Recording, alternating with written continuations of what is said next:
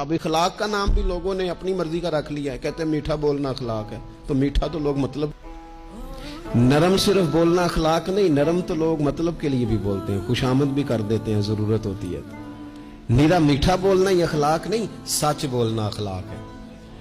صبر سے رہنا اخلاق ہے، تحمل مزاجی اخلاق ہے، معاملہ فہمی اخلاق ہے، کسی کو معاف کر دینا یہ اخلاق ہے، درگزر والی زندگی یہ اخلاق ہے، کسی کا بھلا سوچنا اخلاق ہے، اپنے سے اوپر اٹھ کر لوگوں کے خیر کے جذبات لوگوں کے لیے پیدا کرنا یہ اخلاق ہے، امت کے بچوں کی تعلیم و تربیت کے لیے سوچنا یہ اخلاق ہے، غریب کی مدد کا شوق پیدا کرنا، کمزور بہن بھائیوں کے لیے دست تعاون بڑھانا،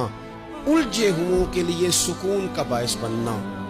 بکھرے ہوئے سوچوں کو رسول اللہ کے دروازے کا غلام بنا دینا،